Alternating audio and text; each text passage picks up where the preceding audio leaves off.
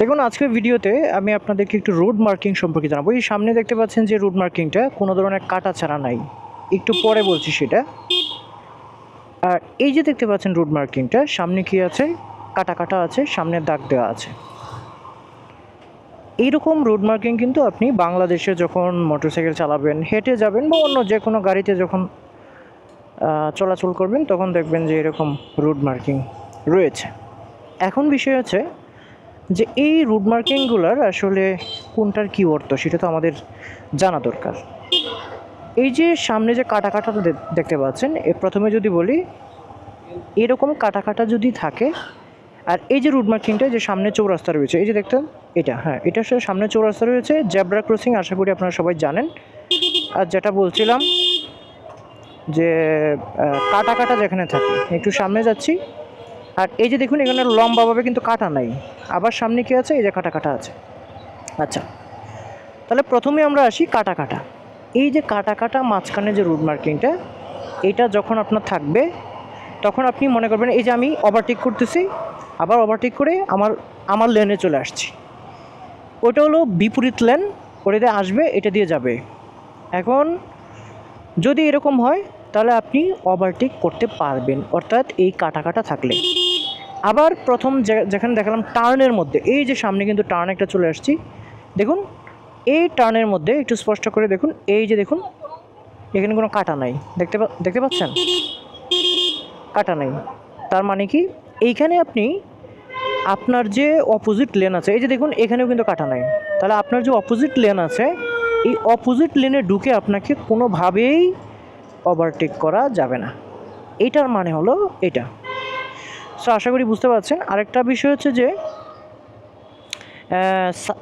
সাইডে যেগুলো রয়েছে সাইড মার্কিংগুলো আসলে এই রুটের মধ্যে তেমনভাবে দেখা যাচ্ছে না, আমি তবু দেখানোর চেষ্টা করছি। এই যে দেখুন সাইড মার্কিং রয়েছে, এই যে দেখুন সাইড মার্কিং রয়েছে।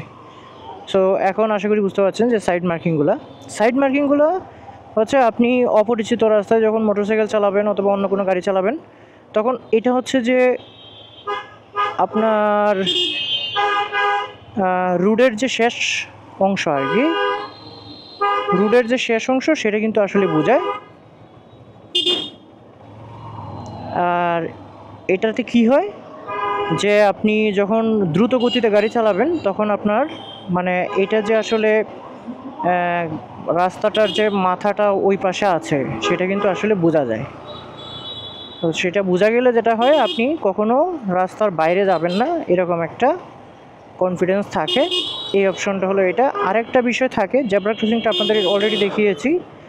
আরেকটা অপশন থাকে, সেটা হলো যে মাঝখানে হলুদ কালারের দুইটা কালার থাকে, এটা বিশেষ করে দেখবেন যে ইয়াতে থাকে ওই ব্রিজের মধ্যে হলুদ কালারের যেখানে রুট মার্কিং মাঝখানে থাকবে, কাটা কাটা না, ওটা একদম লম্বিভাবেই থাকে। সেটার অর্থ হলো যে আপনি কোনোভাবেই আপনাকে আপনার লেন পরিবর্তন করা যাবে না। লেন পরিবর্তন করে ওই যে আরেকটা লেন আছে যেটা হচ্ছে বিপরীত দিক থেকে গাড়ি আসে, সেইখানে গিয়ে ওভারটেক করতে পারবেন না। ওভারটেক তো দূরের কথা, আপনাকে ওই লেনে যাওয়ার জন্যই হচ্ছে মানে নিষেধ। এই হলুদ মার্কিংটা থাকলে হচ্ছে এই অপশনটা বুঝায়। সো আপনারা বুঝতে পারছেন যে আসলে কোন রুট মার্কিংটা আসলে কিভাবে ব্যবহার করা, বা আপনি কোন রুট মার্কিংটা দেখলে কোনটা বুঝবেন।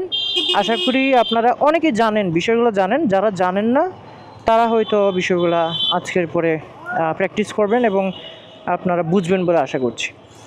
সো ভিডিওটা এই পর্যন্তই। সবাইকে